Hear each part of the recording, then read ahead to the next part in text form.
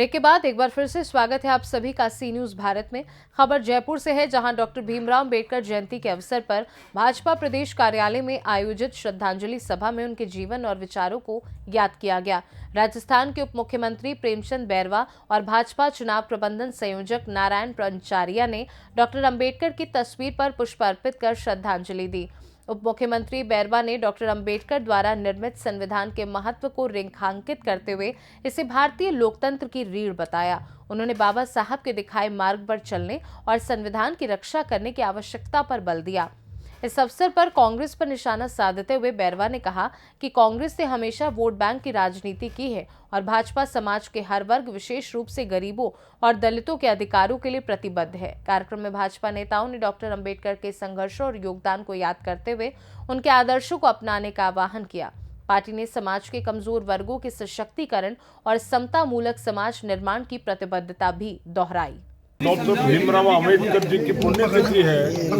आज संपूर्ण भारतवर्ष में भारतीय जनता पार्टी ने पुण्यतिथि के निर्वाण दिवस के रूप में आज मनाने का निर्णय किया है। आप देख सकते हैं कि हमारी पार्टी ने प्रदेश ही नहीं, सभी जिला और नीचे मंडलों तक आज निर्वाण दिवस के रूप में बाबा साहब को याद करके भारत के संविधान की पूरी रक्षा करके संविधान के लिए और तत्परता के साथ आगे बढ़ने का संकल्प आज हम ले रहे हैं। मैं धन्यवाद देना चाहूँगा आज के दिन आदरणीय यशस्वी प्रधानमंत्री नरेंद्र भाई मोदी जी ने, जिन डॉक्टर भीमराव अंबेडकर को भुला दिया था, संविधान दिवस मनाने का काम किया, पंचतीर्थ का निर्माण किया और तो और इनके जन्म से लेकर और इनके मृत्यु तक जितने भी स्थान थे, अध्ययन का स्थान होगा, चाहे वो लास्ट में निर्माण स्थान होगा, सबका एक भव्य स्वरूप देश भर के अंदर खड़ा किया। यही नहीं, विदेशों में जहां जहां ये गए उन स्थानों का भी निर्माण किया।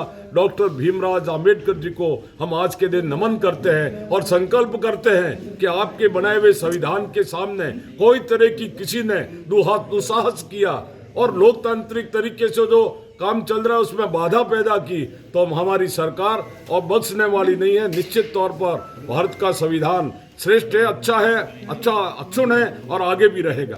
धन्यवाद। आज संविधान निर्माता भीमराव अम्बेडकर को श्रद्धांजलि क्या कार्यक्रम रहा और किस तरह से? संविधान निर्माता बाबा साहेब भीमराव अंबेडकर की आज 69वीं पुण्यतिथि पर श्रद्धासुमन अर्पित करने का हमारा कार्यक्रम है और इसको परिनिर्वाण दिवस के रूप में हम मना रहे हैं। हमारे यशस्वी प्रधानमंत्री और भारतीय जनता पार्टी की सरकार जिस तरह से बाबा साहेब अम्बेडकर और हमारे संविधान निर्माता जिस तरह से संविधान हम लोगों के लिए बना के गए हैं, उसका हम सब मिलकर उसकी रक्षा करें।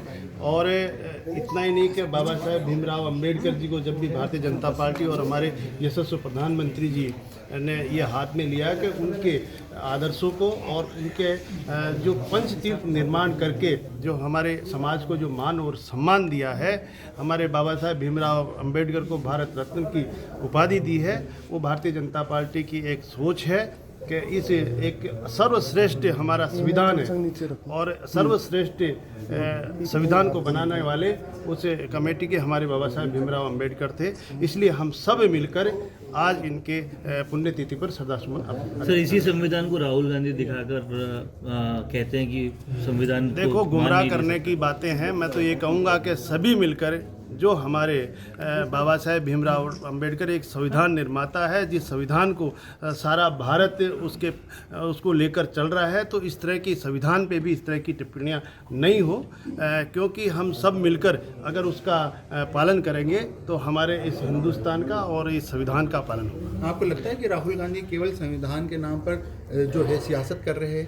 देखिए, ये कुछ भी भ्रम फैला सकते हैं विपक्ष के।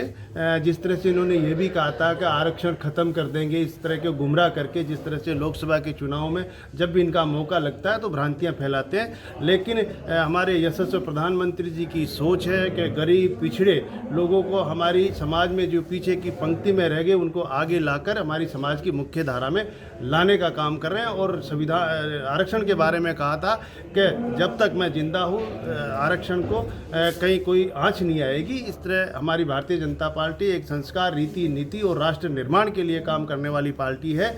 इसलिए ऐसी भ्रांतियां फैलाने की ओर नहीं जाए। मैं सभी से यही अपील करूंगा कि सब मिलकर एक संविधान में जो प्रावधान दिए गए हैं उनका सब मिलकर पालन करें। धन्यवाद। ऐसा नहीं है, हमारी भारतीय जनता पार्टी का सदस्य जो भी बनता है उसको जो भी दायित्व भारतीय जनता पार्टी हमारा संगठन देता है उसको उस दायित्व को बखूबी वो निभाते हैं। इस तरह की कोई अफवाह नहीं। जैसे एक लास्ट सवाल होता है, अभी विपक्षी नेता संविधान की पुष्टि को लेकर घूमते हुए नजर आते हैं, चाहे वो राहुल गांधी हो। प्रति दिखाओ तो जो संविधान में जो प्रावधान है, संविधान का मान सम्मान करते हुए आगे बढ़ना चाहिए। प्रत्येक से क्या होता है, जो प्रावधान किया उनका अनुसरण करो। मोबाइल कौन दे रहे? भीमराव अम्बेडकर की 69वीं पुण्यतिथि पर हम आज सब श्रद्धासुमन अर्पित कर रहे हैं और इसको परिनिर्वाण दिवस के रूप में हम मना रहे हैं। हमारे यशस्वी प्रधानमंत्री नरेंद्र मोदी जी ने परिनिर्वाण दिवस और हमारी भारतीय जनता पार्टी इसको महान परिनिर्वाण दिवस के रूप में मना रही है। तो हम सब मिलकर आज यही मैं सभी से कहूँगा कि बाबा साहेब भीमराव अम्बेडकर के जो संविधान में जो प्रावधान दिए हैं उनका हम सभी मिलकर पालन करें और इनकी जो सोच और जो विजन था कि पिछड़े जो हमारी समाज में पीछे रह गए उनको आगे लाने का हम सब मिलकर काम करें। हमारे यशस्वी प्रधानमंत्री और भारतीय जनता पार्टी इस पर काम करें। जैसे ये आज से कि आपकी वजह से संविधान खतरे में है।